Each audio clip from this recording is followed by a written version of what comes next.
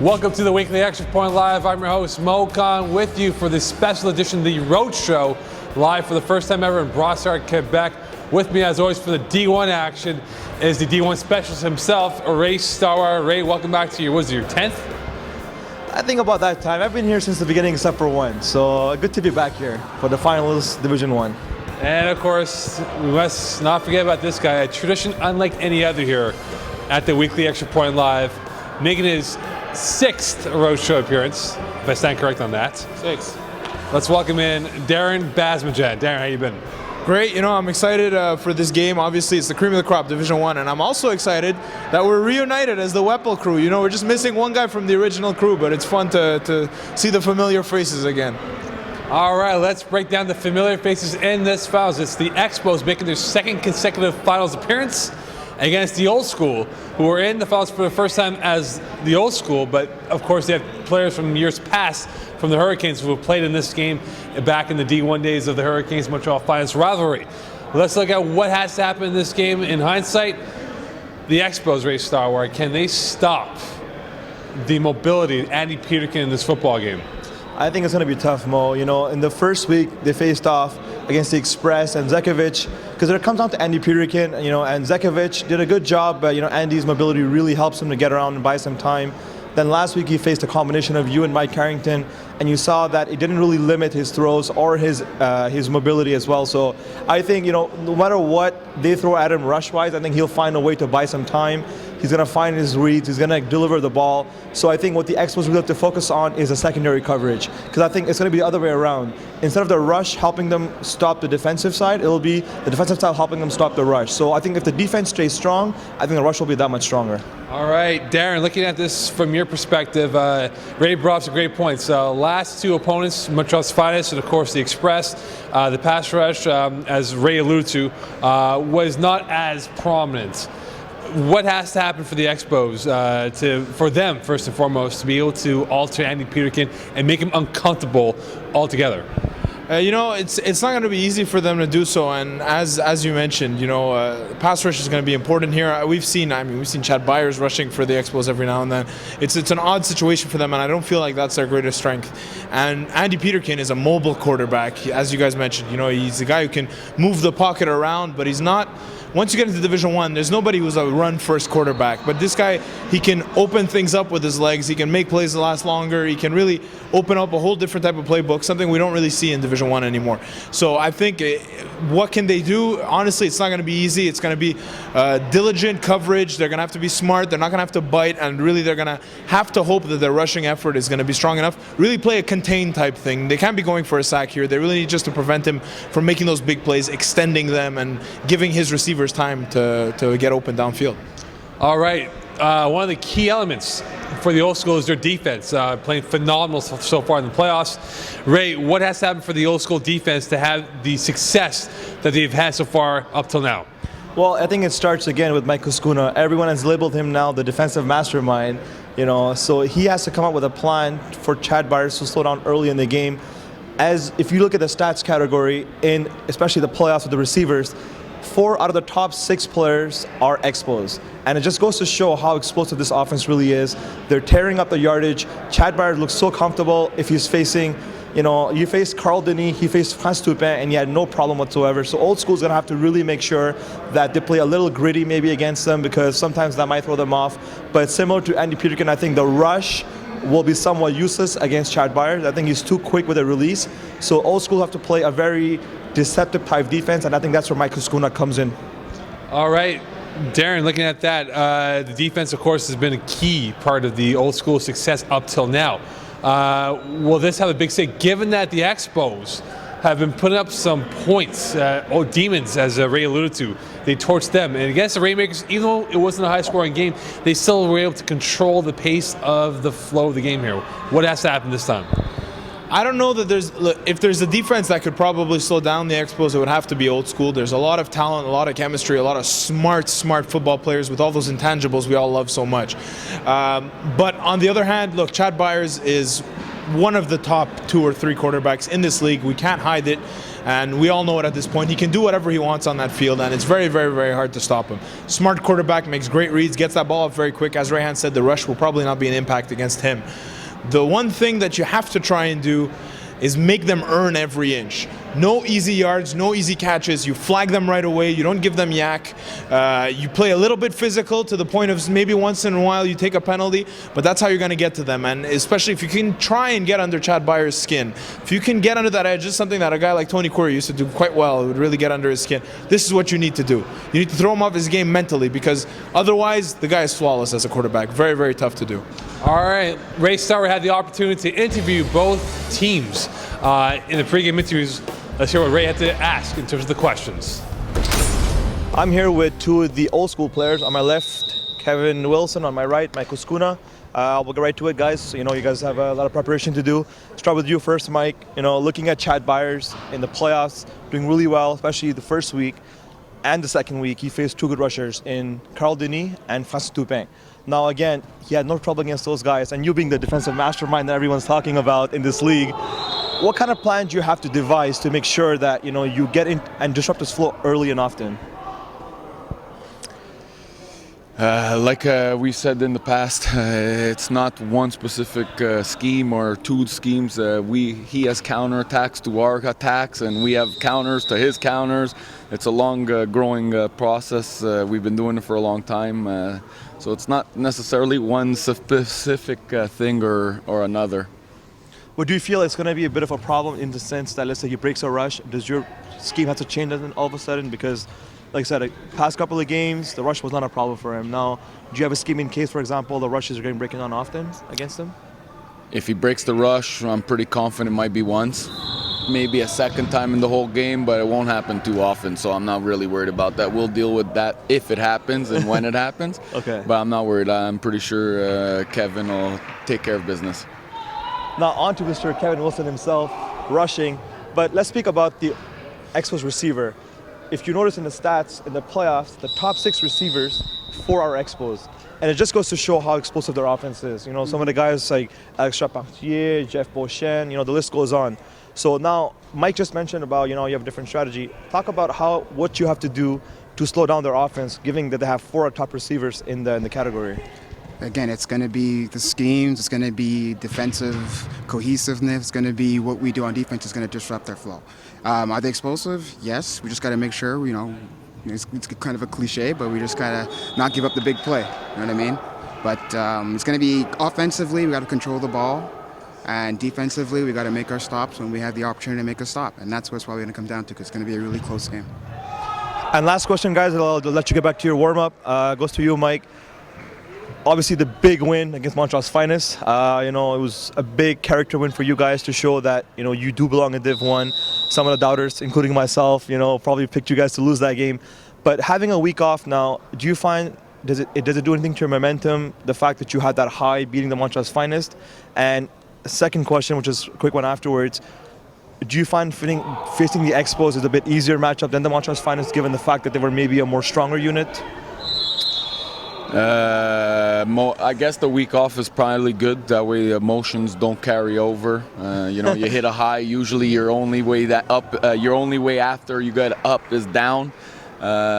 Facing the Maroons, honestly, we expected to face them.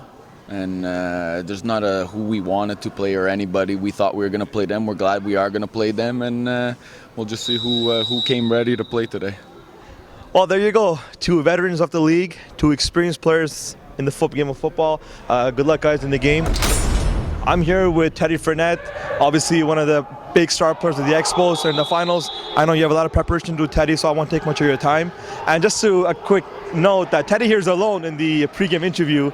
As alone, the old school had 2 players, so Teddy feels he's strong enough to be here by himself. Doesn't need a backup bodyguard next to him. But in all honesty, Teddy, let's get right into it. Yeah. Looking at Andy Peterkin, no interceptions in the playoffs, no sacks in the playoffs, playing really well, had a huge win against the Montreal's finest. What kind of a defensive plan do you need to slow down his flow?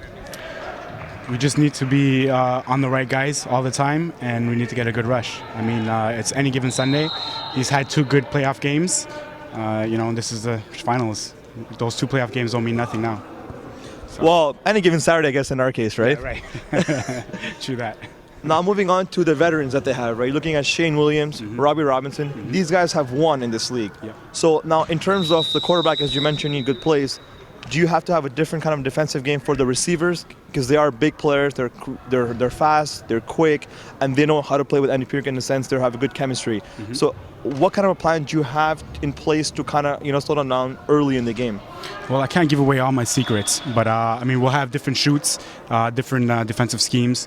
I don't think we're going to key on any particular receiver to start off the game. We usually try to fill out what's going to actually happen during the first few drives, and then after that we key in on whoever's hot, and we take care of them.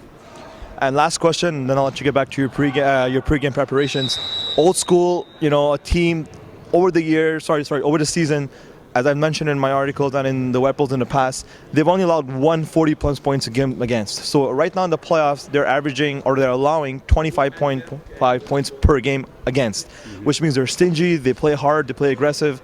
Do you feel Chad Byers has to maybe come up with a special plan against that kind of a defense? Because they might not be, on paper by names, might not be as strong as you guys.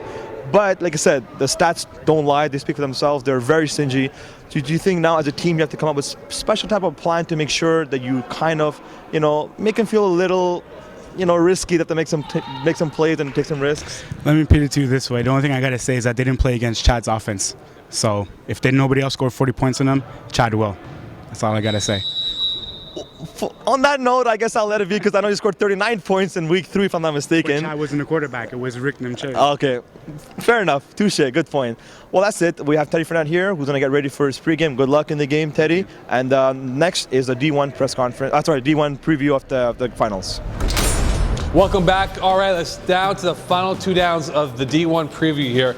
Ray Starwar, which Expo has to shine for tonight's game in regards to maybe a no-name that we've not mentioned all throughout the year, or will be an all-reliable like Chad Byers or Teddy Fournette or Pat Jerome? Actually, the player that I look to have a big monstrous game, and the name Monster fits him well, is Jeff Beauchene. One of the all-star rushers this year for Div 1, and I think where he comes in handy is his size. You see him often have a very fast snap to Chad Byers, and he explodes to his route.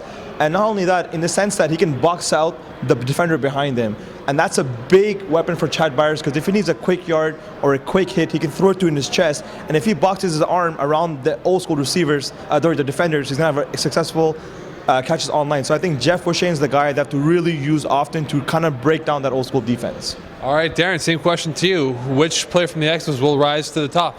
Well, it's funny. Rayhan kind of took the words out of my mouth. I've been so impressed by this guy as a snapper. Really fires it in there, and he does present a great target for him. I think Kuskuna is another guy who's going to have to step up for them, as Rayhan said, as kind of the defensive mastermind, as we've been calling him.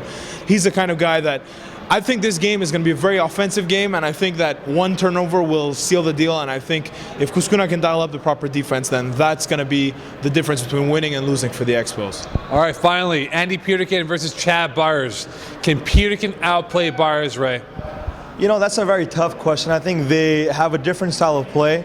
If you're asking for outshine, I think they're both going to do their thing. I think you're both going to watch them do their stuff on the field. Chad Byers plays a different style where he gets his routes and he can buy that extra second to nail somebody on a 10 and in, on a 15 and out. So I think he'll do his thing in that sense. I think you're going to see more yardages from Chad Byers. He's going to have probably a higher passing yards in his stat. I think you're going to see probably more controlled receptions from Andy Peterkin, maybe more rushing yards from him. So I think in terms of outshining, it's tough because they have different styles of play.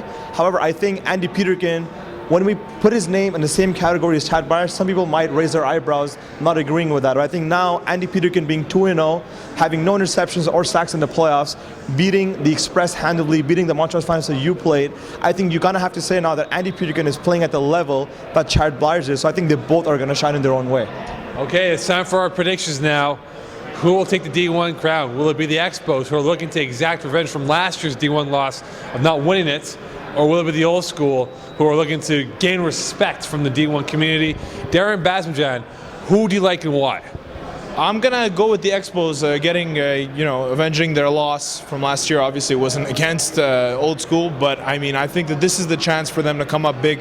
Last year, they had trouble against Simon Charbonneau-Campo, who presented a matchup problem that they could not come up against defensively. I don't see anybody on Old School who's gonna be as difficult for them. We're talking about two great quarterbacks. We're talking about solid defense, and I think in Old School we're going to see the toughest defense he's had to face possibly.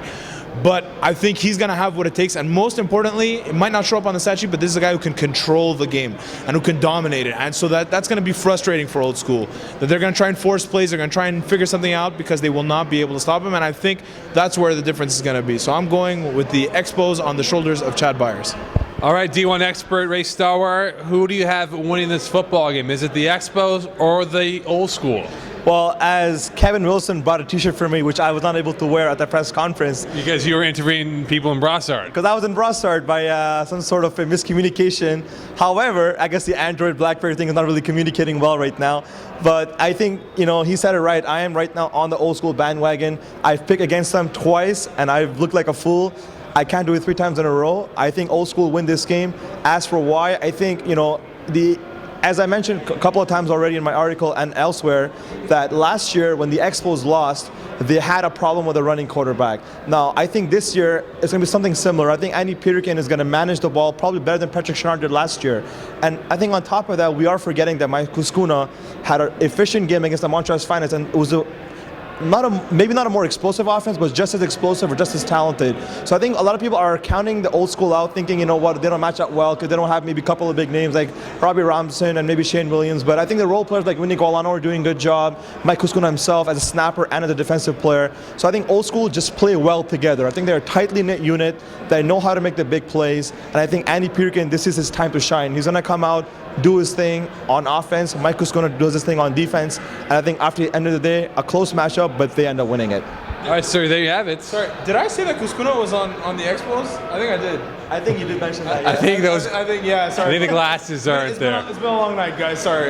Very well then. So there you have it. We have one side the Expos, one side the Old School. Coming up, the halftime report from Ray Starwire. He'll give you his synopsis on what's going on between two teams at that juncture. Don't forget the post-game show. Ray Starwire will be giving the trophy to the D1 champions, which we'll find out in about 65 minutes from now. And don't forget, for the first time ever, Darren and I will be doing the FPF play-by-play of the D1 finals, which we hope you enjoy. Right here, the D1 trophy, which will be given to the team captain of the victorious team in due time. Coming up next, Hurricanes, Expos. Not the Hurricanes. Old School. Old School, because the Hurricanes do have some faces in there. Old School, Expos. Who will win? Find out next on the Weekly Extra Point Live. First play coming up here for the Old School. 1st and 10, opening drive. Peterkin rolls out to his right, throws a nice hook pass out to Shane Williams. 13-yard gain, Darren. Opening drive, opening play, first down. Yeah, well, I mean, get ready to see a lot of that. Shane Williams is definitely Andy Peterkin's go-to guy. First in receptions, first in yards during the regular season, and nothing's changed so far, and it doesn't look like it's going to change this game. In an unorthodox style of quarterback play from Andy Peterkin, we might see a lot of rollouts prior to the snap of the football here, so we'll see how this goes. 1st and 10 for Old School, second play of their opening drive. Peterkin surveying the defense once again. Base formation coming up here. Waits for the snap from Mike Kuskuna. He gets it, rolls out to his right. Throws a short pass to Robbie Robinson. Looks like it will be a 6-yard gain on that play. Yeah, Robbie Robinson's a guy that they need to use more. His stats were maybe not as good as his talent would dictate. He's a guy who's very elusive, kind of just a guy you can kind of lose track of, and if you do, it's very, very dangerous once he gets the ball. All right, Old School having early success in their opening drive of the D1 finals. No one expected them to be here, but yet they are here in the finals against the Expos, who are hungry to avenge their loss from last year to the Express in the D1 finals. Andy Peterkin in a pistol formation, 5 yards out from Mike Kuskuna, waiting for the snap of the football. He gets that rolling to his right, throws it out. It is caught and it is going to be deflagged. Vinny Galano with a great play catching the football in front of Pat Jerome. Your thoughts? Well, yeah, just really no slowdown here for the old school offense. They just keep matriculating the ball downfield nice and easy. And Vinny Gulano is a guy who has been stepping up big in the playoffs for old school. This is a guy who had only 5 catches during the regular season. He's already got 6. Had only 56 yards during the regular season. Has 57 in 2 games. Had only 1 touchdown in the regular season. He's got 2 in the playoffs so far. And they're using him already. All right, base formation again inside the red zone for the old school. Looking to punch this one in to make it a 6-0 lead. Peterkin gets the snap, rolls out to his left, rolling to the corner. He throws an incomplete pass to Robbie Robinson, Darren. Yeah, nice little play there. I mean, obviously they're going to be using him rolling a lot. Andy Peterkin's strength is his mobility. It looked like he had Robinson there. I just don't think he got a handle on the ball. Well, coming up now, third down in goal here as the old school looking to hopefully score and open up this D1 finals with a 6-0 lead, if not more. Andy Peterkin, again, having a great playoffs up till now. And this is something that he wants to win for his team here. Third down coming up for old school. Peterkin in a shotgun formation once more. Roll out to his right. Waiting. Throws a quick pass. Is incomplete once again to Vinny Galano. Yeah, that was not the easiest catch. I don't think he would have been in the end zone either way. Pat Jerome with good coverage on him, but still something that you don't want to drop as a receiver. All right, here's the key for old school, though. Very good in converting fourth down situations, especially inside the red zone, which they did defeat Montreal's finest on a game-winning touchdown by Robbie Robinson. Yeah, and obviously Mike Kuskuna is their go-to guy once they get into the red zone usually, and he's a guy I think that Andy Peterkin's going to be looking for right here. Oh, we'll have to find out on this play. Peterkin waiting in the middle, throws it. It is caught. Touchdown. Mike Kuskuna, Darren Basterdan, the Nostradamus that you are, my friend. Yes. Well, Kuskuna is a guy who he led the team in touchdowns. He had 11 during the regular season, and this is a guy who only played 7 regular season games and played quarterback in 2 of them. So in 5 games, 11 touchdowns receiving. Not bad from your snapper there. A very high touchdown ratio for Mike Kuskuna, who opens up the D1 finals with an early touchdown on the opening drive by old school. Looking to go up by an extra point now on the PAT. Andy Peterkin has been phenomenal up till now. Gets a base formation from his offense. Waiting for the snap. He gets it. Looking to his right. He throws a quick pass. It is deflagged in front of the goal line. My apologies. Called by Vigilano. Yeah, just again, they keep testing the front of the end zone, but Pat Jerome, again, with very good coverage on Vinny Gulano on that one. All right, coming up next, the Expos offense is led by Chad Byers, rolling out to his left. Fake pump, he goes deep. He has incomplete. Oh, my. Almost Robbie intercepted Robinson there. had Robbie, a chance to get that. I'm surprised at Robbie there. He did everything to pick it off. I think good offensive defense by Christian McGuire there. Yes, he did. I mean, Robbie Robinson went up at the highest point and couldn't corral it in. Second down and 10 for Expos. Chad Byers, as we know, likes to go deep.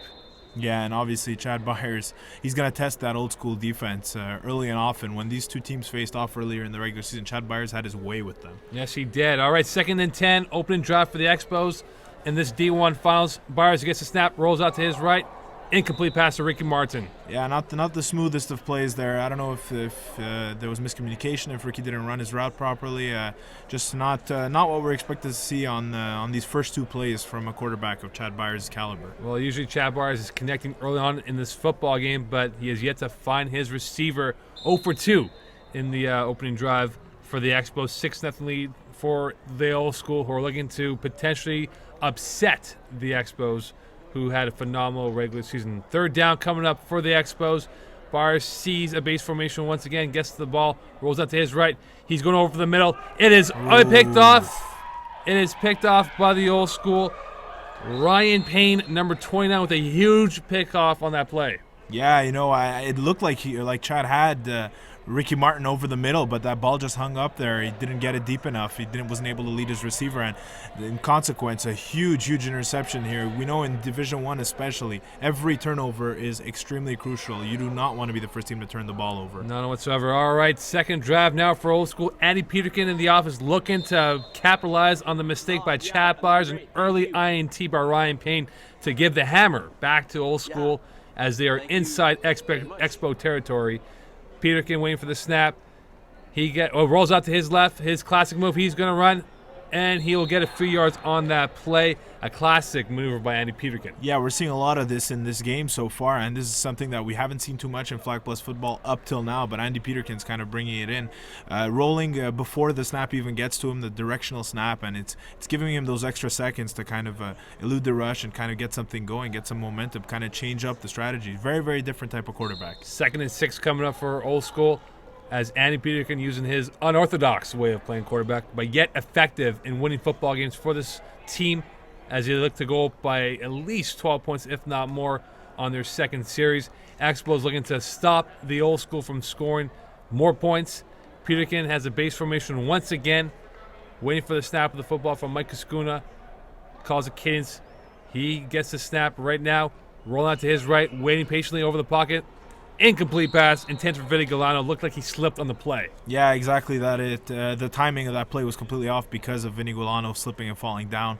He was able to get his fingers on it, but not enough. And again, Pat Jerome on him like glue. And Pat Jerome, one of the best players in the FPF overall, whether it's playing D1 or D2, with his 666ers on the coverage. And Third down. And he's been an excellent defensive player for the Expos this season. He's only actually playing defense for them, it would seem. But he's second in the league in tackles. Really put together a solid season on defense. Third down coming up for Old School. Looking to go up at least 12-0 on their second drive of the first half against the Expos in this D1 Finals. Peterkin rolls out to his right. He's going to the corner. He has Mike Kuskuna touchdown, Old School. Well, that's a big play for them. And obviously, again, Mike Kuskuna, their go-to guy in the red zone, as I mentioned earlier. And really, that was a nice throw, nice read, a nice play altogether by Mike Kuskuna. About the only thing that wasn't nice was him trying to get back up there. No, a little bit. A 3.5 out of 10 on that little attempt to get back up there. A 12-0 lead for the Expos. They're off to School. They're off to a phenomenal start in this football game. 2 for 2 on their 2 series on offense here, Darren. Yeah, and especially that Chad Byers crucial mistake there. He just did not look like himself on those first 3 plays. Incomplete pass, almost picked. Incomplete pass, total miscommunication with Ricky Martin, and an interception. Old School's up by 2 scores now. And they're looking to potentially go up by 13 points if they get the extra point. Peterkin rolls out to his right, waiting. He's rolling out. He throws across caught by Shane Williams. It is the extra point. It is good. 13-0, a shocking lead for the Old School. Yeah, and Shane Williams takes a bit of a hit there after the catch. Nothing's free here in Flag Plus football, especially in Division 1 and in the finals. So definitely a nice catch for him. And 13-0, that is not the start the Expos wanted. They're going to need to put together a nice drive here. Expos want, and Chad Barnes already on the attack, gets a completion to Ricky Martin. 10-yard gain. It looks like it'll be enough for the first down. Well, that's it. His first completion of the game gets to Ricky Martin. I think he's going to start going to his usual 2. I think the 2 guys he usually tries to hit are Jeff Beauchesne and Anthony Van Dram, so I would expect to start seeing them start getting the ball. He's been kind of forcing it. That was his 3rd attempt towards Ricky Martin, so I think he's going to start spreading the ball around a bit more on this drive. That's the key for Chad Barnes in this Expos offense. 1st and 10 for the Expos, looking to cut the lead in half. Barnes gets the snap, rolls out to his left, throws a quick pass out to Anthony Van Dram, who gets a few yards on the play, probably 6 or 7 yards. That'll make it second down. Yeah, that's about it. Like I said, he's got to start spreading the ball around now. It was getting a little bit predictable with him continuously going to Martin. Ricky Martin is a game breaker, and you do want to get him involved, but the key in any game in Flag Plus football as a quarterback, but especially once you get to Division 1, is to spread it around. Keep the defense guessing. Never let them know who you're going for. A big statement coming up here for the Old School, looking to stop the Expos from scoring to cut the lead in half. 13-0 for the Old School. Kevin Wilson rushing. Chad Barnes rolls out to his right, goes over the middle, caught by Alexis Chapartier. It will be enough for the first down. It looks like it. 10 yards, if not more, on that catch. Yeah, nice catch. Just a good job of getting open by Charpentier, who is one of the secondary contributors from the receiving core. Like I said, there's those top 2, and after that, everyone is pretty much at the same level. So that's the other thing. Is like I said, he's got to spread the ball around, but these guys also have to step up big. Guys like him and Christian McGuire, they're 2 guys who are really going to have to step up big for the Expos to compete in this game. Very tough to keep the Expos out of the end zone as they obliterated Demons by a high score of 50 points to 48 that they had in the conference finals here. Byers looking to put this one in. It rolls out to his left, waiting patiently. He's got Christian McGuire touchdown and an easy catch. Wide open. Could not be more open than that, and it's a little surprising to see in the D1 finals. But Christian McGuire coming up with a big catch. McGuire had a huge game against the Demons, the game you just mentioned. He had 9 catches, 153 yards, and 3 touchdowns.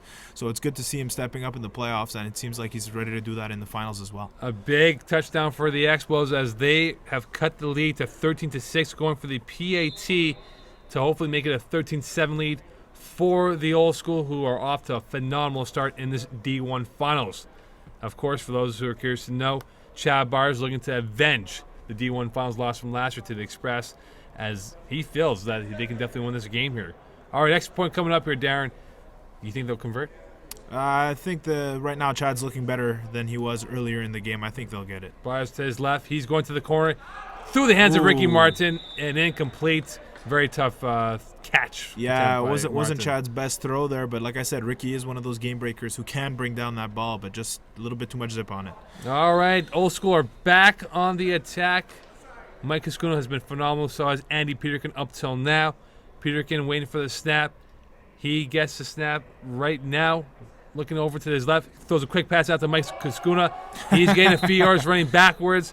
It will be just short of the first down. Well, yeah, why waste time even spinning around? It's not everyone can be Rashdi Ben Abdelkader, right? Just keep running backwards. It's a funny little play, but a nice gain, about 8 yards for Mike Cascuno. Hey, again, everything's unorthodox for the Old School, but it's so effective that they have won games no matter what position they're in as we speak. Peterkin's been phenomenal up till now. A base formation from the receiver set, looking around to see what the defense is being thrown at him. Gets the snap, rolls out to his left. Quick pass out to Robbie Robinson. Makes a nice move. And that will be enough for a first down.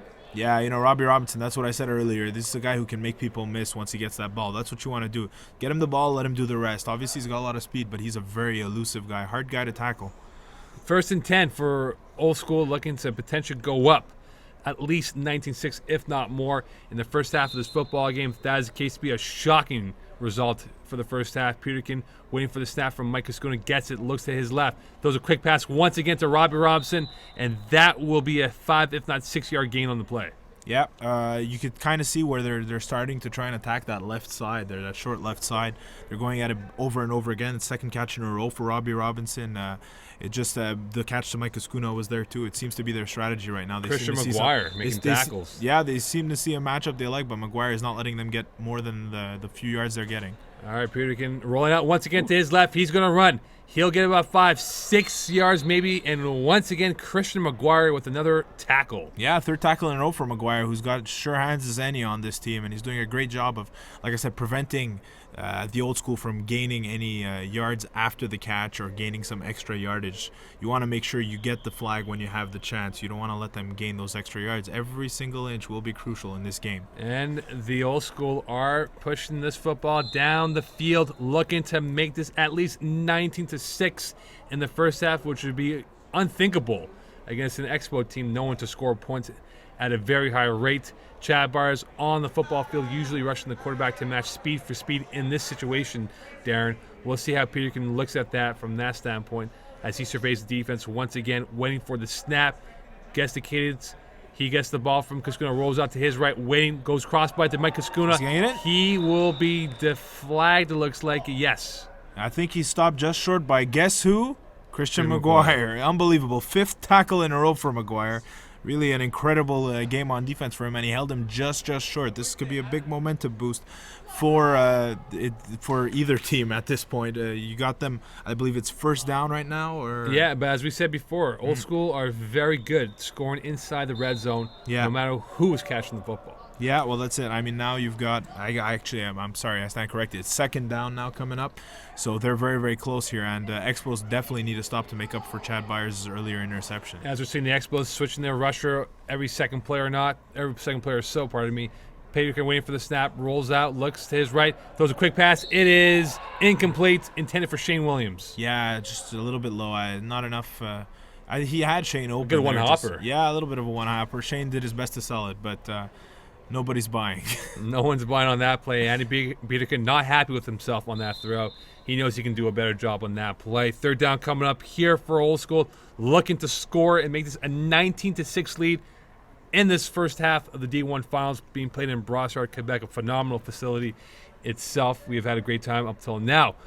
Third down, Peterkin gives a little audible to Vinny Golano and Shane Williams. Maybe see something that he likes. Waiting for the snap from Mike Cascuna. Gets the snap, rolls up to his left, looking. Throws it, touchdown, Robbie Robinson. That's a little gamesmanship there from Peterkin. I mean, he made it all seem like he saw something on the right that he liked, but you saw it right from when he got the snap. He rolled to the left, found Robbie Robinson, totally lulled the defense into sleep there, tricked them out of their shorts. So a nice catch by Robbie Robinson. I believe his third catch of the game for him, or fourth catch of the game, and now a touchdown. So it's good to see him get on the board, but really. Expos need to find a way to get a stop here. Every play is crucial, and Andy Peterkin is having his way with their defense. 19-6 lead again. Andy Peterkin inside the red zone, going with a quick two-step, and he throws that ball, not keeping the football in his hands that long here, as they look to go potentially by 14 points. High snap from Kuskuna. Peterkin throws it. It is incomplete, out of bounds, as the Old School up 19-6. Yeah, an excellent start for them. As you see there, Kevin Wilson kind of either stumbled or the pass was a little bit offline. Never really seemed to get into groove for that extra point. Big Sur's coming up for Chad Byers. Looks to his right, goes. And he's going to run that. Nice fake pump. He'll get about 7, if not 8 yards on the play. Maybe he'll get more. We'll see how that goes. A fake pump there. Yeah, Chad, like most pocket passers, usually prefers to just hold on to it and let his arm do the talking. But he'll take it, and he can be a bit surprising with his speed and elusiveness once he starts running. Looked like he had a couple of choice words for the Old School defense on the little rough shot play as he went down on that first down. Expos want to reply back, come on strong over here to maybe make this a 19-12, if not 19-13 lead for the Old School, who are up by 13 points as we speak. Byers has a base formation on the offense, gets a snap from Beauchesne. Looking to his right, he goes hook. Van Dram's going to potentially go all the way, and he's down inside the red zone. Nice play design there, and Van Dram really wide open as he got the ball, and you could see especially from this angle, you can see the lane as he saw it. And obviously, Vinny Golano is going to do his best to stop him, but Van Dram is one of the faster players on the Expos team. He beats him to the corner and gets almost into the end zone. As they're inside the red zone, the Expos looking to knock this football in for a touchdown, that is. Andy Peterkin has had a phenomenal game. Chad Byers off to a slow start, but now picking it up as we speak in this first half of the D1 Finals. Byers taking a little bit longer than usual in the huddle, trying to get the exact play out on the reads and routes that he would like to see during this play. Base formation coming up here, but it looks like they will call a timeout. Yeah, they weren't too confident in the play selection, I guess, Darren. Well, like I said, you do not want to make a mistake here. They're already down one score. They're chasing them. Down 2 scores. No, 1 score right. No. They're down 19-6. 19-6. So there you go. They're down 13 points at this point.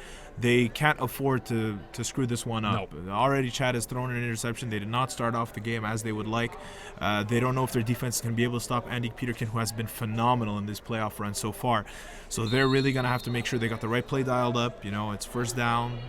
They don't want to make any mistakes here. They've got to take their time and find the right play. They have to hold on to that football inside the red zone. That is for the Expos, as Ricky Martin had a critical drop in the back of the end zone on their touchdown attempt. All right, first and goal. Barrers looks to his left. He throws a quick pass. It is caught. Touchdown. 3 catches on that play by Jeff Beauchesne, all-star center that he is. Yeah, Beauchesne, obviously, he's their critical guy in the end zone. You see it, the snappers on either side of the field, right? Jeff Beauchesne on one end, Mike Kuskuna on the other. Beauchesne led his team in touchdowns. And this is a guy who's caught at least 4 passes in every game in the regular season. So he's a big target for Chad Byers. And I don't think this will be the last time we'll be calling his name. No, and an all-star that he is for D1, one of the best snappers in this league, one of the fastest and not most accurate snappers that we have in FPF. Yeah, tremendous velocity on his snap, too. It really comes out like a cannon. So. Yeah, 19-12, Old School. Expos looking to maybe make this a 19-13 deficit in this first half of this phenomenal D1 Finals between the two teams, as they all have a rivalry outside in the touch leagues. So this goes way back with these two teams. Beauchesne waiting for the snap. Snaps it to Chad Byers. Throws a quick pass. It is caught by Jeff Beauchesne. He has a complete hat trick on that play. Yeah, and these are just nice, easy catches for Beauchesne, just cutting to his left, and he's finding those little seams. We haven't yet seen him have to use his height yet. All right, Andy Peterkin already back on, waiting for the snap from Mike Kuskuna. He gets a snap, looking out to his right, throws a quick pass out to Vinny Galano. That could be enough for a first down. Yeah, again, Vinny is a guy who's really been stepping up for them in the playoffs. It's impressive.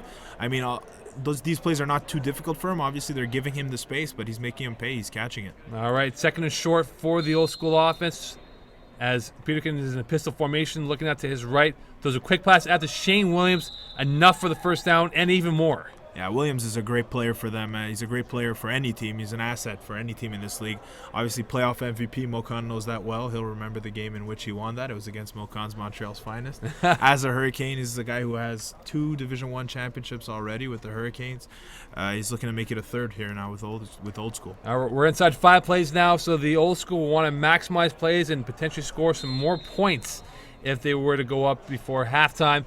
Peterkin has a wide set for his receivers. Once again, rolling out to his left. Oh, he's going to throw it crossbody. It is caught by Shane Williams.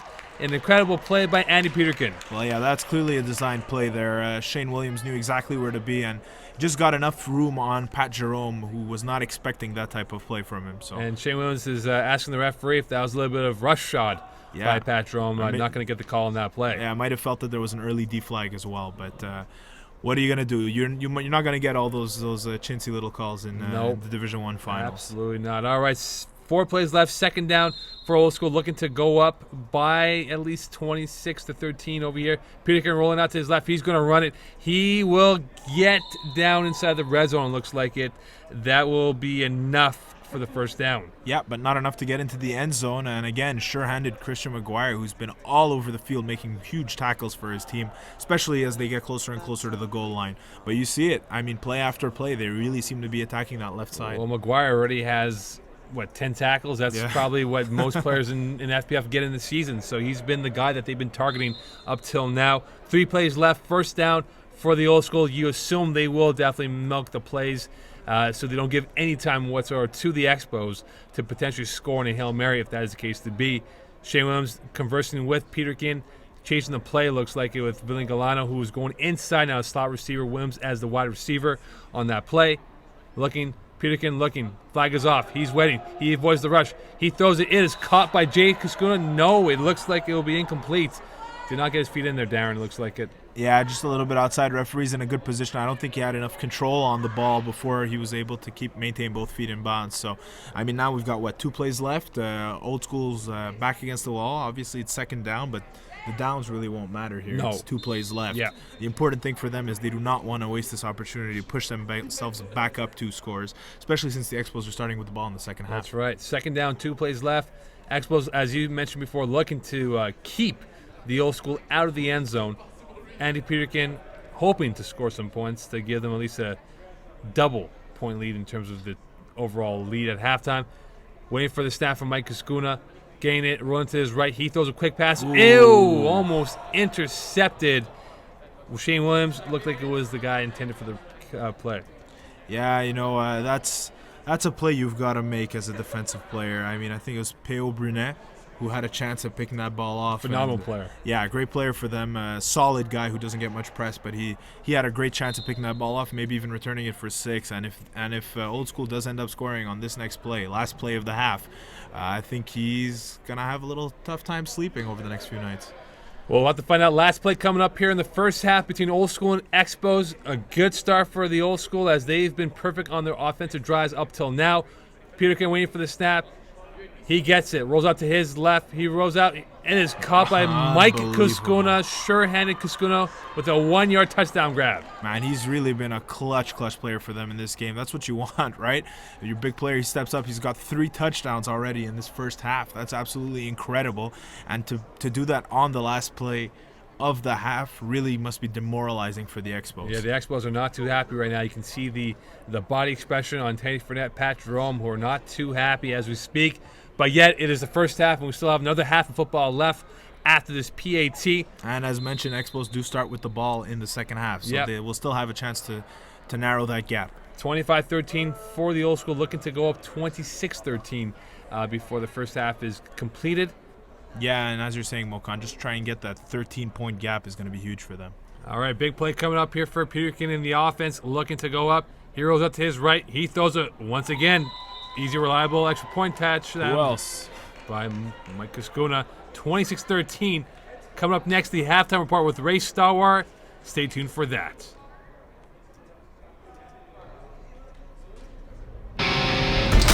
We're at the halftime in the Division 1 finals between the Old School and the Expos. Currently, the Old School lead 26-13. A crucial touchdown at the end of the first half by Andy Peterkin, which gave them about a 12-13 point lead. However, the Expos do start with the ball, as we're seeing right now. Expos need to score quickly and get a stop. The game kind of got them to a bad start for them in the beginning when Chad Byers threw an interception to Ryan Payne. However, the Expos seem like they're kind of getting their momentum back. After the Old School, they seem calm and cool and collected. They're keeping their paces alive. Now we're in the second half, so Expos have to really get it going and get a stop. Now we're back to the second half of the game and then the post-game show with Mo and Darren. All right, second half coming up now. Expos looking to make this a 26-20 lead as they're down by 2 scores. Chad Byers opening up the second half drive. Gets the snap, looking. He goes down the sideline. It is caught by Alexis Charpentier. A big gain, 25 yards, first down and more. Exactly the kind of start the Expos wanted here. They did not start off the first half in their best fashion. Chad Byers did not look great, but he's been great ever since. And a nice catch and run for Alexis Charpentier, about 25 yards. And once again, Expos looking to make this a better deficit as opposed to what they're in right now. Base formation from their wide receivers. Kevin Wilson rushing the quarterback. Byers gets a snap, looking to his right, goes to his left. It is caught by Jeff Beauchesne. It'll be about an 8-yard gain, just short of the first down. Yeah, Beauchesne is just an excellent receiver. Obviously, we said that he's his go-to guy once he gets into the red zone, but all over the field, this is a guy who can create separation and because of his size, really creates big matchup problems for the defender who's stuck on him. Expos off to a good start in the second half, looking to score and maybe make this a 26-19, if not 26-20 or 26-21, depending on what they go for. If they do go for the extra point, if they score. But let's not get ahead of ourselves. They still got to punch it in first. Yes, they do. Base formation once again from the Expos offense. Chad Byers surveying the defense. Kevin Wilson rushing one more time. He rolls up to his left. He's going to go.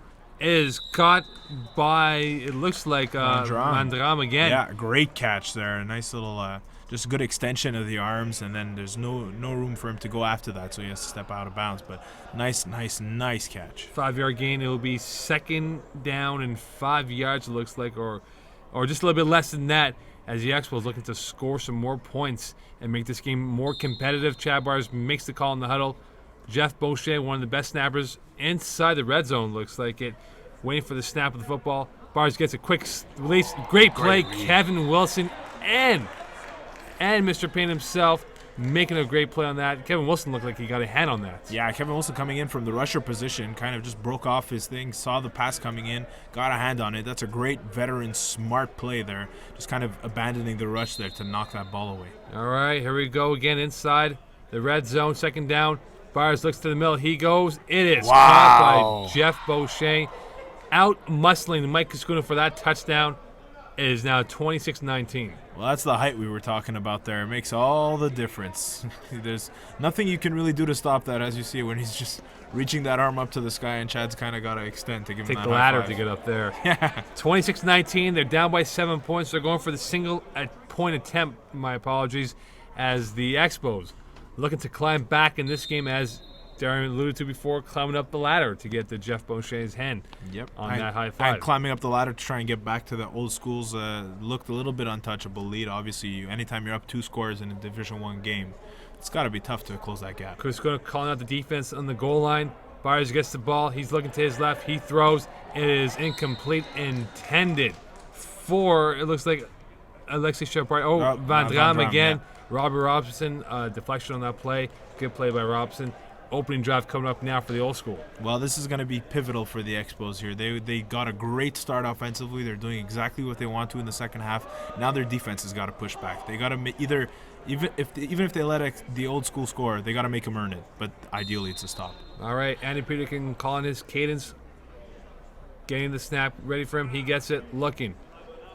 Caught by flag. Jay Kuskuna. Flag on the play. We'll get the call from the referee. It might be it might be interference on Mike Koskuna. Yeah, I think it's definitely going to be that. Mike Koskuna, who kind of just stood in his way, did a little shuffle step, and got in the way of the rusher, and you can't do that.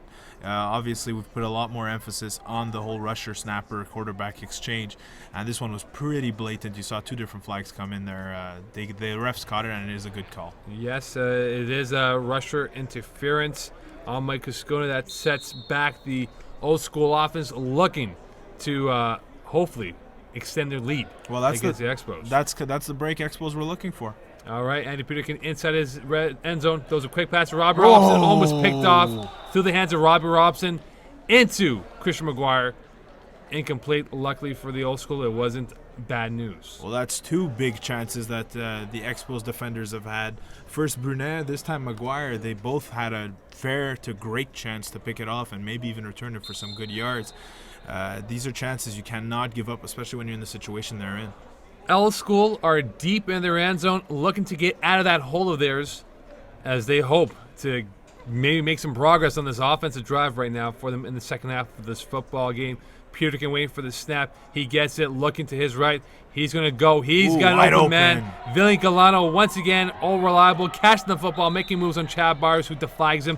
First down and more. That's got to be demoralizing for the Expos. To get all the breaks you did, to almost pick it off, to get that penalty on the first play. Vinny Galano with a huge catch for Old School. And again, getting him out of the shadows of the invisible goalposts. Yeah, they've got some room to breathe now.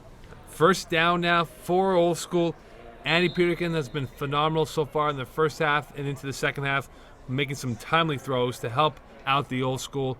Base formation once again, pistol formation from him in the shotgun look. Waiting for the snap, he rolls out to his right. He's going to run it. He'll get about 5 yards, if not more, on that play. Yeah, this is what we've seen a lot more from Peterkin in this in the playoffs. Obviously, he's a quarterback who is known for his rushing. He rushed 2.1 attempts per game, but in the playoffs, 6 attempts per game. He's doubled his rushing totals per game, so he's really been doing a very, very good job, and you're seeing that rolling snap is kind of making life a little bit difficult for the Expos defense. They don't really know what to do. Second down coming up now for Old School as they are progressing very well on offense so far in this game. Have not backed down from the Expos on every opportunity that they've had, looking to score more points. Andy Peterkin has a base formation once again with his inside guys playing wider from the slot, from the snapper, Mike Koskuna himself. Peterkin gets the snap, looking out to his right. He pumps, he throws. Great catch by Shane Williams. It looks like it'll be enough for the first down and more. Yeah, they're really working the sidelines, aren't they? It seems like every single play is coming to that right sideline. And Shane Williams with a nice little catch, well-designed play. And Jerome can only look on, stunned that they had them so deep into their end zone, onto their end of the field. And now all of a sudden, Old School just driving down the field with purpose. Matriculating the football as we speak. Andy Peterkin has been great up till now in this big final between the Expos and Old School D1 final. We'll find out by the time this game is over in about a half an hour's time and who will be the D1 champions. Peterkin inside the Expo territory waiting for the snap from Koskuna. He's rolling out to his left. He's looking. He's going to throw. He's going to bail. He is going to run. Koskuna and Peterkin looking great on that play. It looked like he was going to throw to him, but couldn't find him. But he's deflagged in front of the goal line. Yeah, just, sometimes as much as you, as a quarterback, you do want to try and pass the ball. You don't want it to be all about you. Sometimes you just got to pull it down and run. He does a great job eluding the rusher, Van Dram, and gain some positive yardage, and that's what you want to do once you get closer to the end zone. Just keep creeping in until you get to the shadow of the goal line. The invisible goal line that we have. Yeah, well, you got that little blue area. Well, for those curious to know, the blue line is the front of the end zone, the goal line for the end zone in Brossard. Peterkin inside the red zone looking to score this football. Punch it in for a bigger lead. He gets snapped looking to his right. He's going to go in the back of the end zone. Caught, touchdown. Flags are thrown at Vinny Galano. It looks like, are they going to call a flag on Vinny Galano? Yeah, I think they're going to say that. Well, I think the flag will probably be picked up, but the fact of the matter is it looked like he kind of stepped out of bounds before he caught it. In prior years, that used to be a penalty. Now it's just an incomplete pass. So I think that's what the ruling is going to be. We'll see if they do get set back, but I think that's what the ruling is going to be. It looked like he stepped out of bounds on the back line. And he's not happy. He's not happy, saying, wow, I can't believe that call was made. But nonetheless, we have the referees who are the eyes of the football game that made the call. Ricky Martin trying to get his troops fired up to make a big stop, as you can tell, in the end zone. He is not happy right now, hoping to make a big play for the Expos, who are trying to keep their hopes alive in this football game. Once again, base formation, Kuskuna looking at Peterkin for a different audible. He's waiting for the snap. Andy Peterkin, that is, looking at what he sees. Gets the ball, looking to his right, looking patiently. He's got an open man, touchdown. Robbie Robinson, touchdown. Big score line now for the Old School, 32-19, pending extra points. Yeah, second touchdown for Robbie Robinson in this game. He's just been playing excellent for them. It's a guy who, like I said, they definitely wanted to get more involved in this game. And he's a guy who's an excellent receiver for them. He's got some experience in all kinds of divisions. He's a guy who's making it happen for them so far. A big score for the Old School, looking to solidify their mark in this D1 Finals, hoping to win this football game as they take on the Expos in this second half, scoring in the opening drive for them. Andy Peterkin calling out the play in the huddle. He gets the play call in, waiting for Mike Kuskuna and his offense to set. Looking to potentially go up 33-19 on a single point attempt. He gets it rolling out to his right. He has Shane Williams open on a beautiful route run by Shane. Man, was that a thing of beauty. I don't know if we won't be able to see it on this, but if you rewind to the original play, the shot from upstairs, beautiful move. Shane just jukes him out of his pants. All right, Expos on the attack. Byers throws a quick pass to Christian McGuire. Looks like he'll have enough or a little bit less, for the first down. Christian McGuire catching that football. Well, yeah, good to be seeing McGuire getting back into the thick of things on offense. Saw him catch a touchdown early on, and then we just saw him become a tackling machine. But it's good to see them start spreading the ball around. You can see a little bit of urgency from the Expos side, taking a little bit less time in the huddle. Byers pumps it, going deep. He has Ricky Martin. It is great play by Billy Galano inside the end zone on a phenomenal deep ball deflection by him. Really excellent by Vinny. You know, he's not a guy who's particularly known for his defense, but he was with that play step for step, gets the perfect elevation, and prevents Ricky Martin from getting in position to get Galano's that ball. Had a good game so far now, especially in the second half, making some timely catches for the Old School. Third down now for the Expos as they look to prolong this drive and maybe score some more points. Chad Byers surveying the defense. Kevin Wilson rushing Byers. He gets the ball, looking to his left. Quick pass, called by Christian McGuire. That'll be enough for the first down and more. Yeah, nice play. And he almost got away from Jay Ollie, who was on the coverage. Finally, just kind of swatting his arms around, finally gets to manage to deflag him. But still, a great play by McGuire. And again, this is what the name of the game is for Byers. All right, Byers now trying to get a quicker huddle in there. Waiting for Jeff Beauchesne to snap that football. Byers in the shotgun formation, looking, pumps it again. He's got an open man. It is is that a going to catch? be incomplete. No. Intended for Alexis Charpentier. He could not corral that football in. Great effort by Charpentier, though. He kind of bobbles it up, manages to come down with the ball, but he knows that he was not able to get both feet in bounds with possession. Second down coming up now for the Expos. We're going to see a lot more shorter huddles, quick pace, you would assume, from their standpoint, trying to cut this lead down for the Old School. Chad Byers fixing up his belt. Kevin Wilson rushing him again. He's looking to his left. He's waiting. He pumps. He throws. It's caught by Jeff Beauchesne, who will get about 8 yards in that play. Enough, maybe, if not short, on the first down marker. Yeah, I think it'll just be a little bit short, but it puts them in good position right now. They're obviously closer to the end zone. They can still get a first down in between, so it's a very good position for them to be in. It offers up a lot of opportunities, opens up the whole playbook. Inside the red zone now for the Expos. Jeff Beauchesne has had a good game up till now, been the target man for Byers. Looking to his right, he's going to throw a quick pass. It is caught by Alexis Charpentier for the touchdown.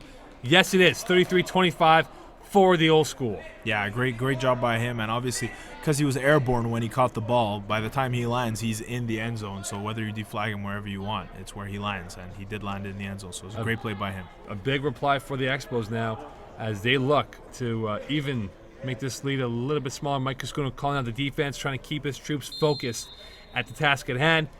Going for the two-point convert. Yes, it is. Jeff Beauchesne and Chad Byers waiting for the connection. He has it. Looking. Goes to the slot. It is almost picked off once again by Ryan Payne, who's had Chad Byers' number all game long up till now. Yeah, Payne's really come to play defensively here. He's done a great job. He's kind of making those quick reads, especially as they get closer to the end zone. He's doing a good job. All right, Andy Peterkin back on the attack once again. waiting for the snap from Mike Kuskuna. He gets it. He's looking to his left. He throws a quick pass to Kuskuna, who catches it about 5 or 6 yards on the play. Yeah, nice and easy there. Just a quick, beautiful, easy to execute play, no risk, and they're not in a rush. Old School. They're going to take their time here. Yes, play by they play. will. Yes, they are. Second down coming up now for the Old School, as Darren alluded to, looking to probably milk the clock and minimize any opportunities for the Expos to get the ball back and potentially score some more points. And maybe, just maybe, tie this game up if they were to score, if they were to force a turnover here. All right, Andy Peterkin, who's had a great game up till now, in a pistol formation, 5 yards away from Mike Kuskuna, waiting for the snap. He rolls up to his left. He's looking. He's going to run that football once again. He'll get about 6 or 7 yards on that play. Yeah, good play for them. And like I said, you just got to protect the ball at this point. I know it's a little bit early to talk about just complete clock management, but you have to be smart. Peterkin's a player who, he didn't have the best regular season, Mo. He's the second most intercepted quarterback in Division One. He's the third most sacked. He had 16 interceptions, 8 sacks. So he's a guy who, was not making the best decisions. But now in the playoffs, he's been a completely different type of player. No sacks, no interceptions. He's really making smart and good decisions, and you can see that in the second half as well. Yes, he has Adam Peterkin in this pistol formation once more. Gets his snap, rolls out to his right. He's looking, pumps it. He throws it. It is caught by Billy Galano, and that will be an 8-yard gain for Old School. Yeah, putting it in a place where only Gulano could get it. Obviously, no risk of Chad Byers intercepting it. Like I said, you want to gain yards, but the most important thing is not to get a turnover. Just keep playing your game. They're playing very, very smart.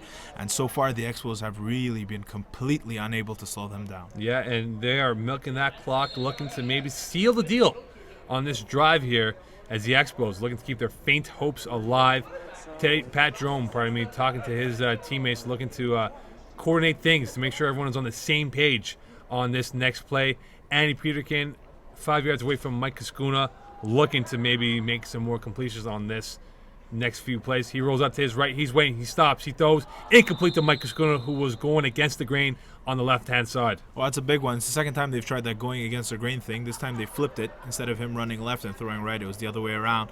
Didn't really work. Missed a little bit of accuracy on that throw, and Kuskuna couldn't get down low enough to kind of grab it. So now we come up with third down, and it's getting to pivotal territory for the Expos. The clock is ticking. They need a stop. They definitely do, and again, Mike Kuskuna smiling on that play, knowing very well that should have been a completion on his end of the throw that he could not convert. Kuskuna giving an audible to Andy Peterkin on what he will do. Peterkin in a shotgun formation, waiting for the ball, rolls out to his left. He stops. He's pumping.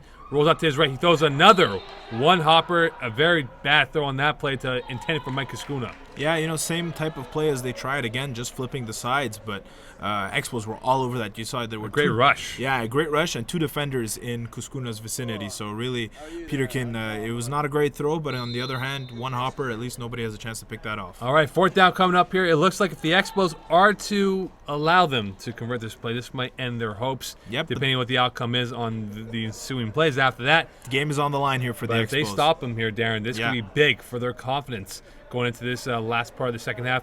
Peterkin waiting for the snap. He rolls out to his left. He is going to run it. He is going to get enough for the first down. It looks like it. But Pat Jerome is actually complaining to the referee, arguing with the referee that he was short.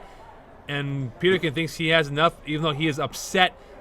Both referees on that side, referee George Leo Gervais, trying to decide on what the call is. Well, I think the issue here, what Jerome and the Expos are complaining about, is that it looked like he kind of dove forward to gain the yards. Not so much that he left his feet, but that his progress should be stopped at where he fell forward. Yeah, it looks like that, though. Robert Robinson not happy, waving his arms in disgust, thinking that was a questionable call decision by the referees on that play.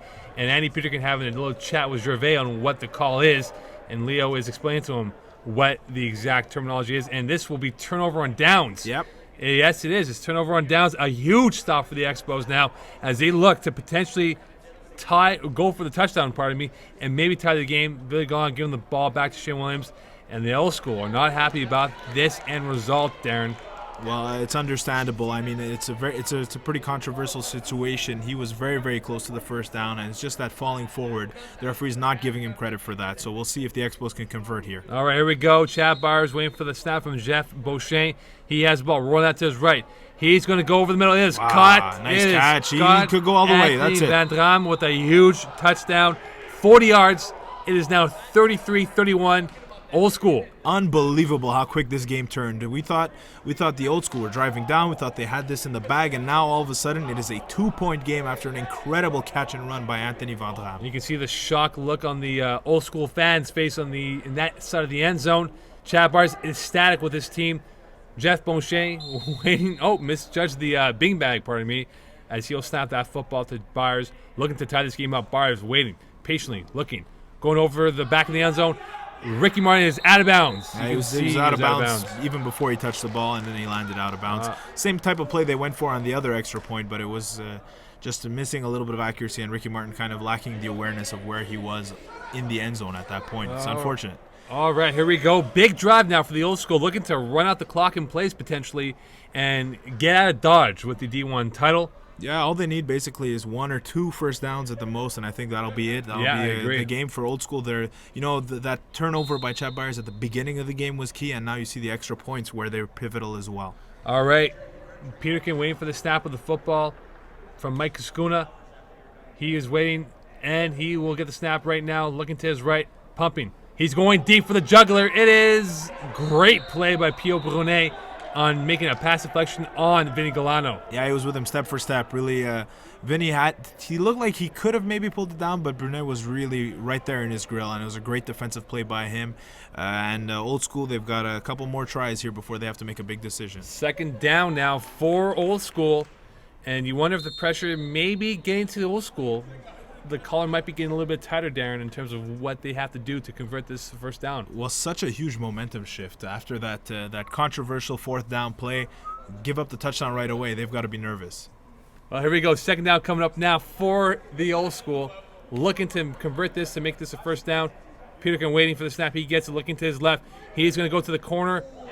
Out of bounds, not caught, incomplete to Kevin Wilson, who cannot hold that football in. Yeah, it looked like Kevin Wilson had a shot at it, but he was too close to the sidelines, couldn't really get his feet set, couldn't get his hands set. It's unfortunate. Wilson is a guy who was a big piece of their offense during the regular season. Made a great play on defense in the game. And but he's kind of disappeared in the playoffs for him so far. He's only got 2 receptions for 11 yards. He did get a touchdown, but this is a guy that they need to step up big, and now with very few plays left, that was a catch that they really would have needed him to make. All right, third down coming up now for the Old School, hoping to convert this third down and not allow the Expos to have any chance whatsoever and force them to use their timeouts now as we are fast approaching 5 plays left in this second half of the D1 Finals. Peterkin looking at what he sees, made a little audible to Robert Robinson, Kevin Wilson, waiting for the snap from Kaskuna. He gets it, looking to his left. He's waiting patiently. He's going to throw it. Oh, my He's going God. deep. Yeah, Shane Williams. Oh, my God. Shane Williams dropped the football in the end zone. Unbelievable. I don't know what to say. I don't know what to say either. Shane Williams, sure-handed Williams, dropping the ball. No one within 20 yards of him, Darren. Yeah, I can't believe that he got that open. I can't believe you forget about a guy of Shane Williams' caliber. And I don't know what happened there. If he misjudged it, lost it in the lights, maybe he had an injury or something. I can't explain what just happened there. It's unbelievable to me.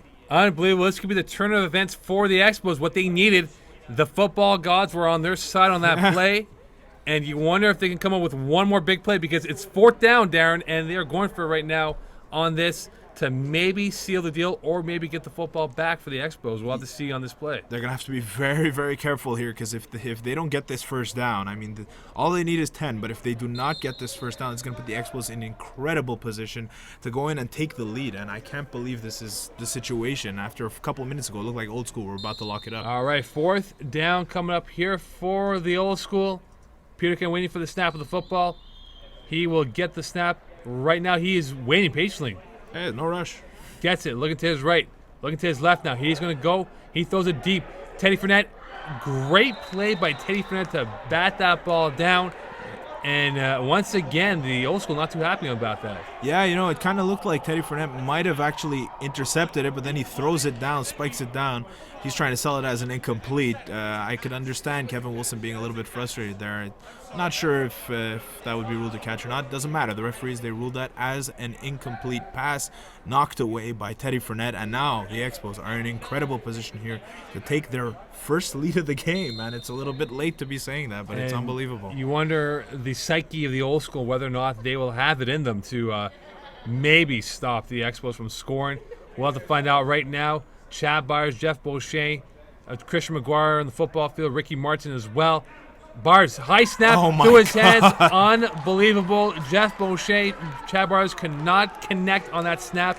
A huge loss in that play for the Expos, and this ball is way back into their territory. Yeah, Beauchesne is an all-star snapper. We were raving about his snap ability before.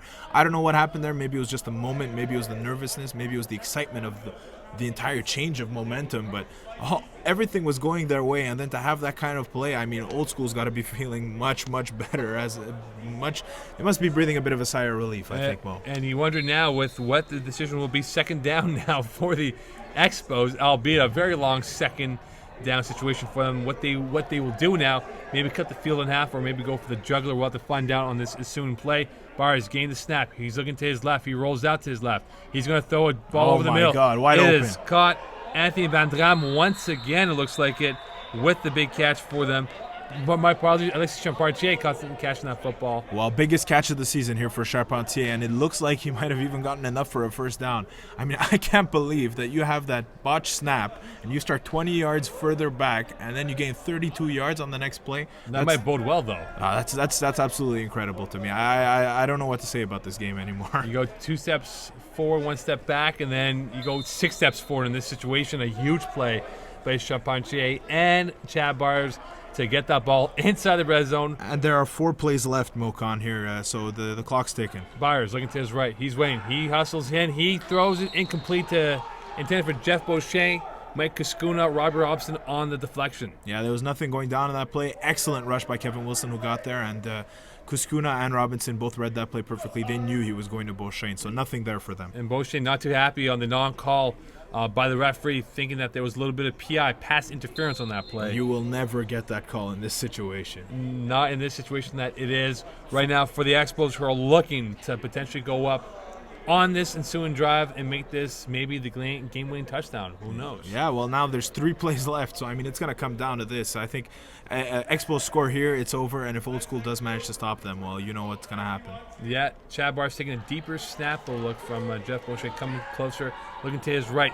He's waiting. He's going to throw it. It is caught. Oh, what a touchdown. Touchdown, Anthony Van Dram with a huge catch in the back of the end zone. Yeah, unbelievable. I really was not sure that he was going to be able to get both feet in, but Van Dram has been excellent for the Expos this game, obviously throughout the season, but that is the biggest catch that you will see anyone make in any championship game on this night, the roadshow night, and this is unbelievable, Mo. I can't believe that. There's nothing to be said. 37-33 now, going for the extra point to maybe make this a touchdown lead, depending on what happens right now in regards to the outcome of this extra point. But if you're the Old School, how do you recover from this right now with what they had, the opportunity to close the game but could not convert it? Byers waiting for the snap. He gets it, looking to his left. He pumps it. He waits. He eludes the rush. And Kevin Wilson recovers and makes a huge stop on a sack. Well, this is big for them. This keeps it a 4-point game. So, if they had gotten a 2-point conversion there, they would have been up by a touchdown. They would be safe. Now, with 2 plays left, Old School still has a chance. What do you do if you're Old School? Here we go. Andy Peterkin waiting for the snap of the football. He gets it, looking to his left. He is looking. He throws it to the sideline. It is caught by Jay Kuskuna. He is going to it looks like Kuskuna, he will score the touchdown. But what do we have here? I don't know if this is what happened over here, Darren? Well, I don't know. Look, you'll see here the flag came off kind of at the same time as he made the catch.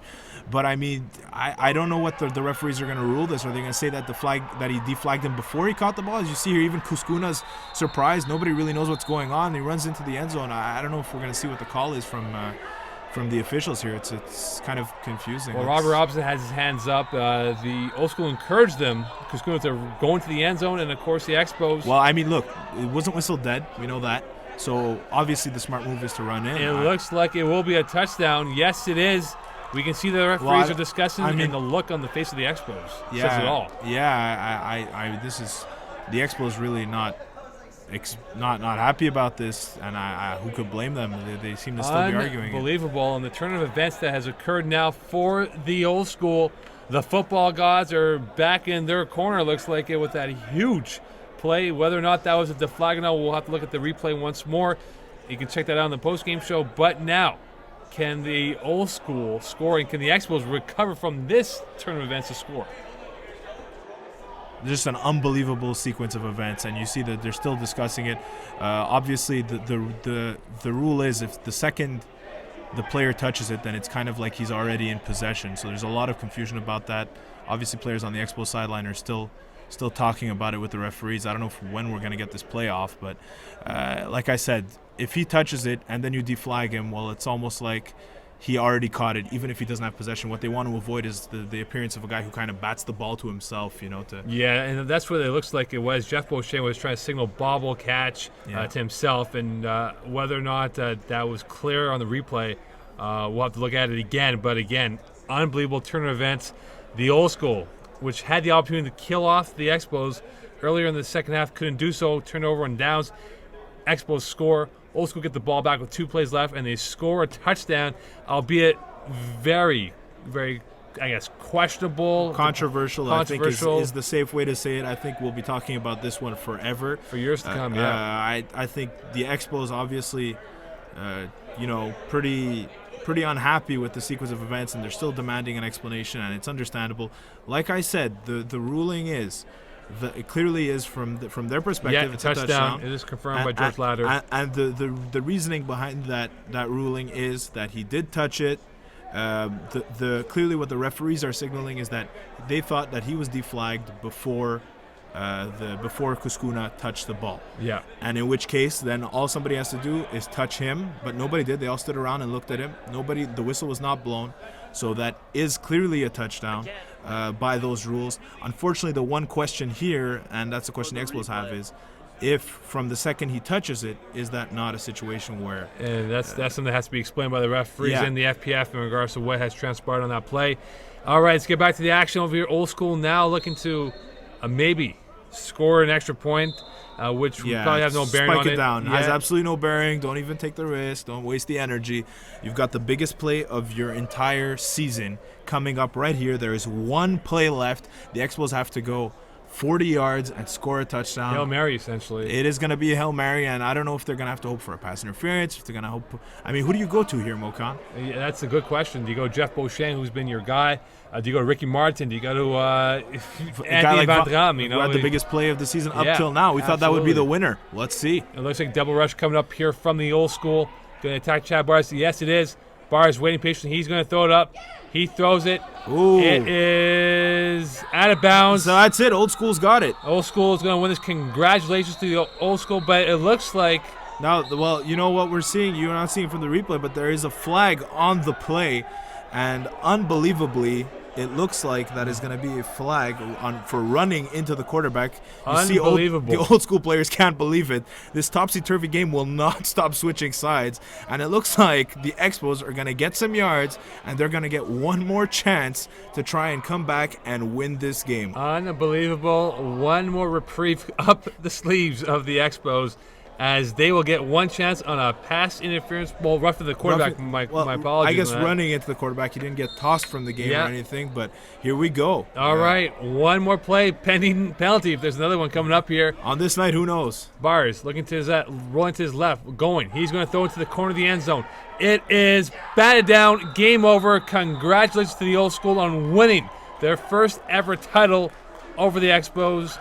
D1 champions, congrats. And look who it was, Ryan Payne, a guy who got the night started with that big interception on Chad Byers, got some key not batted balls in the end zone. This is absolutely an unbelievable game. I can't believe what we witnessed here, but congratulations to Old School. I think the Expos are going to be feeling this one forever. Yes, everyone's going to be talking about this for years to come on the outcome of the last 5 minutes. Congratulations to the Old School and to the Expos. D1 champions to the Old School. Really, just no words. Nothing to say. I'm here with the 2011 Division 1 champions. Honestly, guys, I have to be the first ones to admit I didn't give you the credit all year long. You proved me wrong. Kevin even bought me a shirt, which he didn't bring for me today, what I would be wearing on the bandwagon. But honestly, it's all about you guys today, not about me. Congratulations, first of all. It was an exciting finish to an amazing game. You guys really hung in there. It seemed kind of like you were losing the momentum in the beginning of the second half. However, you regained it, made some big plays. Let's first of all start with the most obvious question. How does it feel to be the Division 1 champion, beating the Express, the Montreal's finest, and finally the Expos? Hey, that's why we play. To be coming back and be not expected to win. And that's basically why you play the game, to do something special, unexpected. What about you, Kevin? Just feels great. We came in with a mission to win.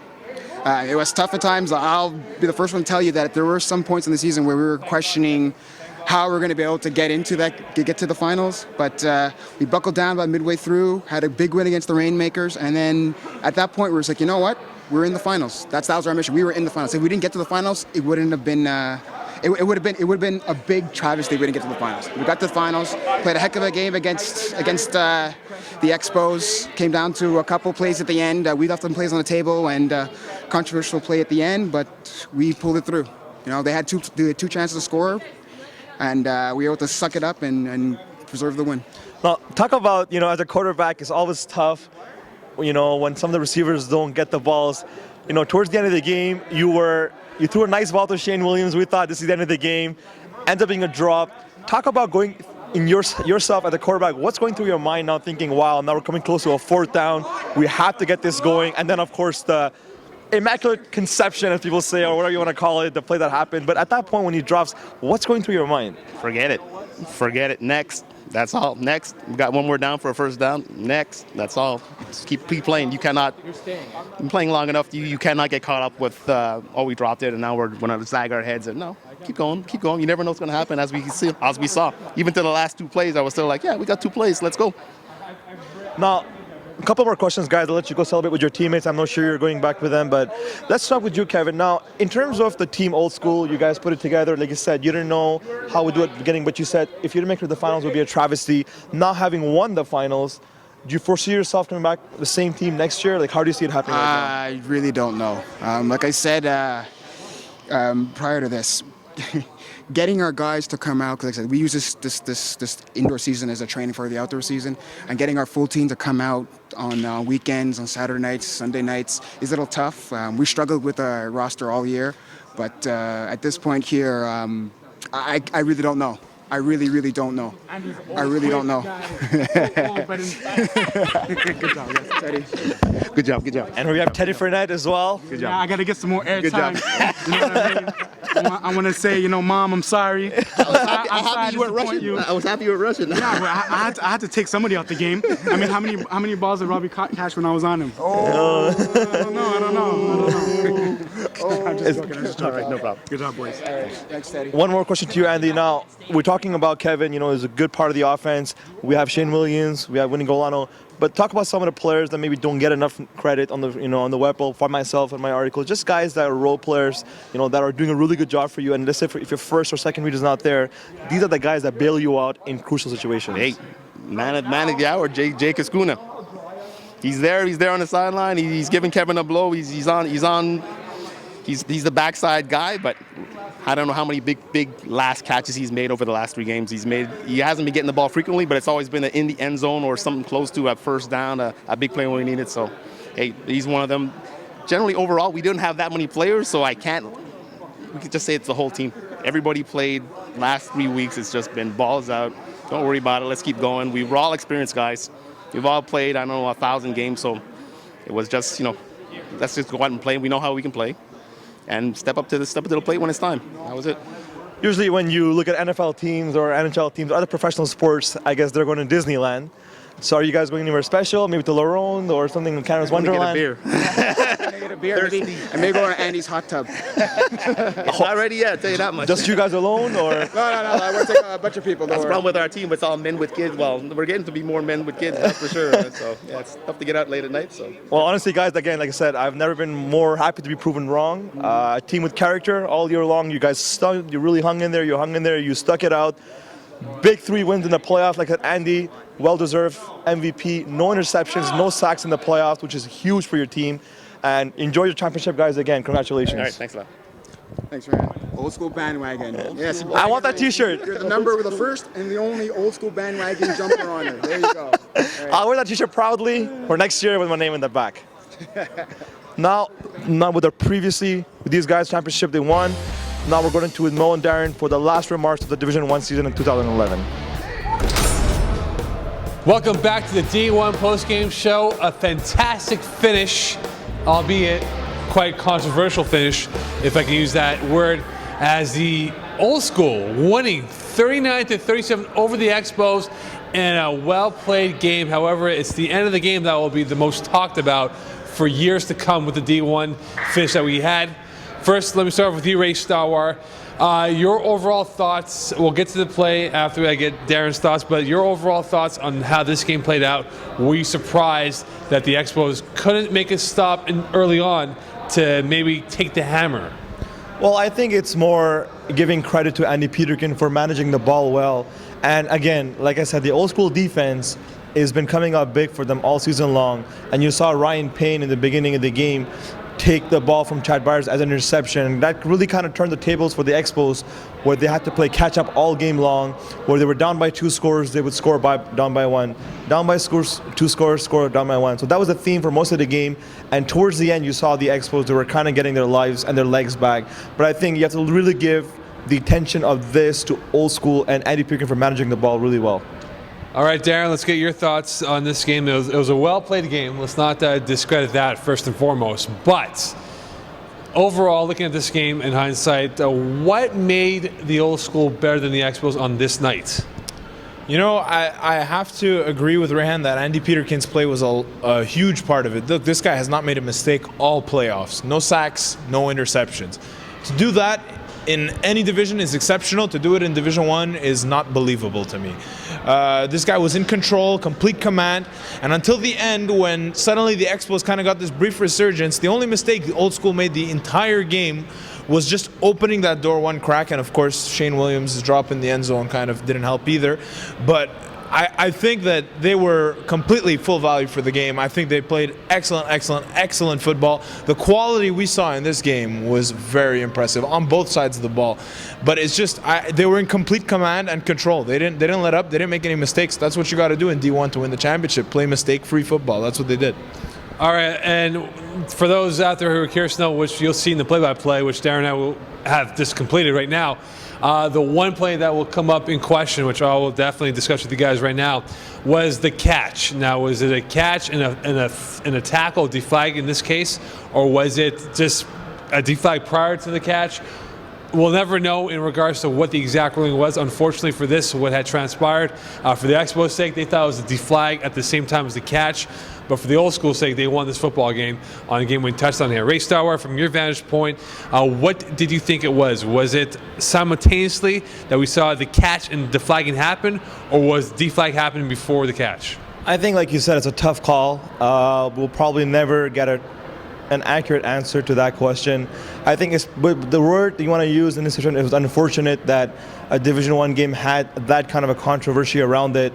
We were hoping, maybe for something more assertive or something more, sure that we could really say this is how it happened. But I think, like I said, one of those things that's very unfortunate. But in terms of whether it was a deflag and a catch at the same time, or was it a catch but the flag was already off, so you ran it in, it's tough to say at this point. And I think, people will always have their own opinions. I think you'll have probably people going on both sides, but I'll just say it was unfortunate that it ended like that. All right, Darren, you were there, you saw it, and where we were sitting in the end zone seats, it looked like it was a bang-bang play. Yeah. It was a bang-bang play for the referees and, of course, for the catch to occur. But your thoughts, do you think it was a deflagging at the same time as the catch, or was it just, hey, it happened, and that was all? I have to say, based on the angles that were available to you and me, Mokam, when we were watching it over on the tape, it really looked like it was simultaneous. Now, obviously, like Rehan stated many times, we'll never know. There were 2 referees in that spot, so you'd have to figure that they had the best vantage point of all. We won't know. It certainly looked simultaneous, but what can we do? The call was made. It's very, very unfortunate that this game had to end in such a controversial fashion, especially after the Expos clawed their way back into, to come up with the lead. It was really those last 5 minutes were on par with any game I've seen in Flag Plus football, including Montreal's finest Hurricanes, that excellent game. It's really tough to say, and as Rayhan said a couple times, we'll never know, but again, there's no words to describe it. It really looked simultaneous. It's what also is unfortunate that nobody from the Expos had the presence of mind to touch him. They kind of stood around and looked. They all assumed it was done, but you can't. That just goes to say for it. Until you hear the whistle, you keep playing. You never stop. You don't take anything for granted.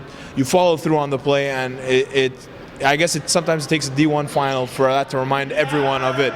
For sure, this is going to be an ending that we're going to talk about for a long time. And the one thing, you definitely hit it for sure, Darren, with the fact that you always play till the whistle is blowing. I think what it came down to, guys, was the shock of, well, okay, it's going to be called incomplete. And then when the whistle wasn't blown and the touchdown occurred, I think the Expos were just as shocked as anyone else to find out it wasn't an incomplete pass or the play should have been blown down. So, but I mean, to be fair, like for example, us when we were watching, we were all yelling, "Somebody touch him!" Yeah. Like right away. And obviously, you're in the moment; it's a completely different thing. But it's really that's what had to be done there. It wasn't done, and it's unfortunate for it to end that way. But again, it's a reminder for everyone: play till the final whistle. Play until you hear the whistle. Don't assume. Don't take anything for granted. Finish the play. All right, Ray, your final thoughts in regards to the final here.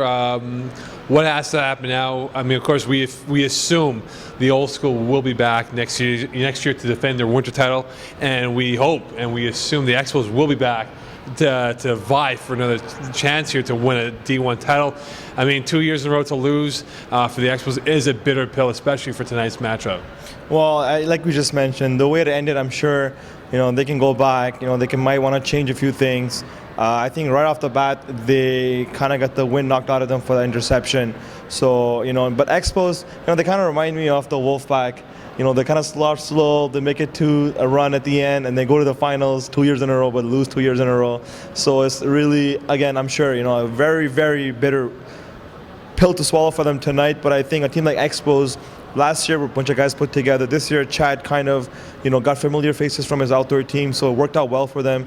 And for sure, I think for them, looking at this team now, I think they have to build on what they've done this season. Bringing in guys like Jeff Beauchene, Anthony Wandrum really stepped up. I think these are the guys they have to go into the future with more and more.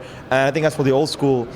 As speaking to Kevin Wilson about the team and their status for next year, obviously they don't know at this point because we are about 8 months away, so it's kind of tough to say, right? But I think for sure a team like this, when they've done so well, when you have that taste of championship in your mouth, you want to come back and defend that for sure. Well, to sum up this very eventful D1 final, quite the ending. I mean, look, a lot of oohs and ahs. The fans left Brossard with a lot to talk about for the next day or so. And of course, at the All-Star game, which will be held the following day of this event, I'm sure it will be discussed amongst the D1 people out there. Final words here, of course, in regards to who we have to thank and whatnot. Before we get to that, though, out of a 10, what would you give this finals, though? Just a number. Would it be an 8, 7, 10? What do we give this number here, Darren? I think I'd have to break it down into two different parts. I think overall the final was maybe an 8, around there. That ending, though, when things started clicking and bang, bang, one end to the other, the Expos finally came through with a stop. Old School had that deep, the deep pass that was dropped. Expos come back down, they score the touchdown. Really, it just everything kept happening. You couldn't keep up with it. Every play was huge, and then to finish with the way it did, and then even when we thought it was over, roughing the passer call kind of changes it all up too. So I mean, the ending gives me, I'm giving it a 10. Obviously, the controversy comes and tarnishes it a bit, but it was a very, very exciting finish to watch. Really, it's something we will be talking about for a long time to come. So 8 for the game overall, but 10 for the finish. All right, Ray, very quickly, your thoughts. Would you give this a 10, as Darren has? I think I'll go in between. I'll go a 9 because I think with a 9 you can't go wrong. It's a number that's saying it's not perfect, but the saying that was very exciting too. So I think a 9 is a good number. But I think Darren hit it on the dot, because there were some elements in the game that you could say, okay, maybe the pace is not there, but then towards the end and maybe even the last, one quarter of the game, really started picking up with some of the plays on defense and on offense. Obviously, I think all of us, when we're watching the game, when Shane dropped that ball, I think all of our hearts just jumped out of out of our shirts, saying, "Wow, what are they going to do now?" That was a seal and delivered play for Shane Williams. So I think had some good moments, had some controversial moments, had some passive moments. The game had it all. So that's why I think I give it a 9 on 10 probably on a whole. And put it this way, and just to conclude this incident, had Shane Williams caught that ball, maybe this incident would never ever happen. We'll never know. But So it's Shane's fault. It could be Shane's fault. Blame it on Shane Williams. Absolutely. All right. I want to thank everyone. First and foremost, I want to thank you, Ray Starwar, for a job well done this year for the D1 articles. Which you never read. Which I never But he knows they exist. I know they exist. That's good. I want to thank you and Don Shepard. You guys did a fantastic job being my cohorts on the Weekly Extra Point Live for D1. And it was a lot of fun to work with you guys. And I can't wait to do it again. Hopefully for winter season, if that's going to be the case to be. Well, I think if anything, Mo, the credit goes out to you, because we come maybe for an hour, we do our thing, we leave, but you're there from the beginning till end doing all 5 divisions. Even for today, you were there from even 5:30 or 4:30 onwards. 4:30. There you go, from 4:30 onwards until probably midnight 30 right now. So you're there for a long time, and you do your job, you prepare well. So I think it's a good compliment to have someone like you on the team. Makes me do less work, and then you get to do more work for me. So I really like that compliment a lot, and that little tag team is much better. Darren, thanks very much for your help. You always have the Bryant Gumbel appearances on the road show. Darren comes at the right time to make an appearance, like executive. Exactly. I just boost the ratings at the end. I'm like the guest star stunt casting at the end. You know what I mean? But thank you though for a job well done for tonight, and also for that throughout the year with Breaking the Huddle. It was a blast to work with you on this, and of course watching you on your show. Oh, well, thanks, Mokan, for all your help throughout the season. Obviously, tips from a guy who's done as much as Mokan has. It sounds repetitive, but we really do have to credit Mokan. We didn't in the other seasons. It was always a collaborative effort, but this is the season I think Mokan took charge, became the MVP of FPF. So he'll enjoy that status while we give it to him for now, I'm sure, and be very humble in accepting that honor. It's really weird how Darren mentioned before that we started off with 4 with Darren as the host, moved to 3 with Mo as the host, and now we're gonna move to 2 with me as the host. I don't know. Maybe this is a gradual. Maybe Mo's. But I'll be. If there's one person that we have to give the host and MVP besides Darren, I say it has to be Mo. So I think it's really good how we're moving forward. We're adding new people to the Weppel cast with Donald Shepard, Brian Mongno. So I think it's good to see we're expanding, getting more guys in the mix. So it's a good time for Weppel and good time for Flat Plus football, and we're gonna get better from this point onwards. Well, I appreciate the kind words, guys, for a job well done from a team effort. Let's start giving out the thank yous. First off to the camera people, Mike Palazza, Mike Bird, Vadim Cherniak for doing an excellent job. You'll see all throughout this package. It's going to be a great highlight package and play-by-play. I hope you enjoyed what Darren and I brought to you for the play-by-play, and we look forward to bringing you more of these type of experiences for future road shows for spring and winter seasons to come down the road. I want to thank, of course, the visionary.